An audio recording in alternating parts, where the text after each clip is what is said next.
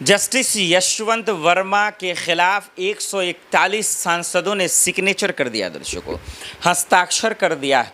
और इस बात को लेकर कि ये जस्टिस यशवंत वर्मा को उनके पद से हटा दिया जाए, उनके पद से उनको जो है हटा दिया जाए और उनसे ये सच उगलवा दिया जाए कि जो 500 के नोटों की गड्डी जली वो पैसा था किसका।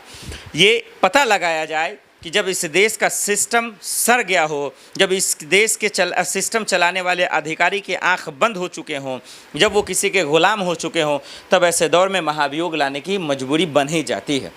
तब राष्ट्रपति और प्रधानमंत्री को मेहनत करने की ज़रूरत इसलिए बढ़ जाती है और तमाम सांसदों को तब, क्योंकि जब एक जज जब कानून व्यवस्था से अपने आप को ऊपर समझता है, जब सुप्रीम कोर्ट और राष्ट्रपति से अपने आप को ऊपर समझता है, पार्लियामेंट से ऊपर समझता है, क्योंकि ये जब जजों की रिपोर्ट तैयार हो गई, जब टीम तैयार बनाई जाएगी, तब उनको ये चुनौती दे देते हैं, कहते हैं ये गलत है और ये कहते हैं कि हम निर्दोष हैं, हमारा वो पैसा नहीं है, हमें बोलने का मौका नहीं दिया जा रहा है।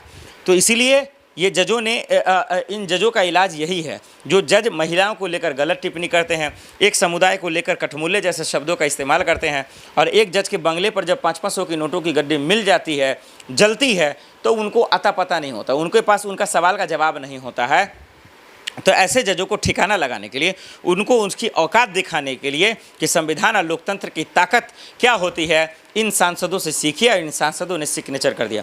मैं सलाम करता हूं सत्ता पक्ष और विपक्ष दोनों के सांसदों को, जिन्होंने इस मसले पर खुलकर अपना जो है राय दिया और सिग्नेचर। लेकिन एक तरफ सिग्नेचर हो रहा था और दूसरी तरफ जिस उपराष्ट्रपति ने जो इस जस्टिस के बारे में बयान दिया था कि एफआईआर दर्ज करें, निष्पक्ष जांच हो, इसको जेल में डालें, उनका तो अब इस्तीफा हो चुका है, वो इस्तीफा दे चुके हैं, कुर्सी छोड़ चुके हैं।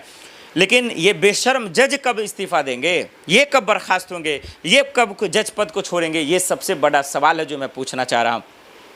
हालांकि वो दिन नज़दीक है, क्योंकि अब महाभियोग तो आएगा, आज न कल तो आ जाएगा। पार्लियामेंट सेशन चल रहा है, आज दूसरा दिन है और अब जल्द से जल्द जो है पार्लियामेंट सेशन जो है वहाँ हस्ताक्षर हो चुके हैं, सिर्फ फैसला आने बाकी हैं।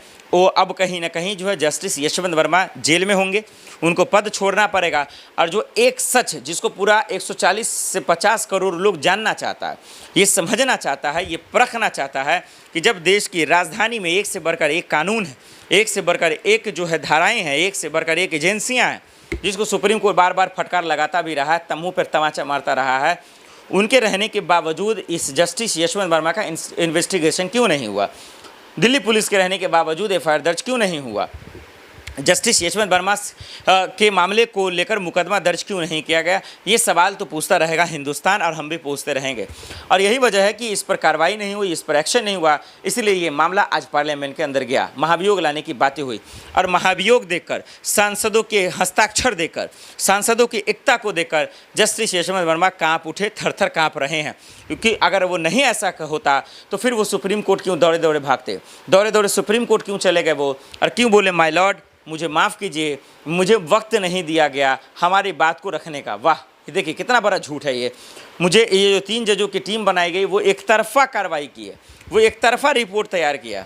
भाई साहब, चोर चोर मौसेरा भाई, चोर जोर से बोलता है, ये खेल हमारा आप अच्छे से जानते हैं। सच्चाई ये है कि जस्टिस यशवंत वर्मा सच बोलें, सच्चाई ये है कि जस्टिस यशवंत वर्मा अभी भी आपके पास वक्त है। पार्लियामेंट सेशन चल रहा है, सांसद आपके खिलाफ हो चुके हैं, हस्ताक्षर कर चुके हैं, और अब भी अगर आप सच नहीं बोलेंगे तो अब मैं बोल देता हूं कि जस्टिस यशवंत वर्मा आपकी जगह कहां है और जल्द आपके साथ क्या होने वाला, आइए लाइव कैमरे पे बता देता हूं।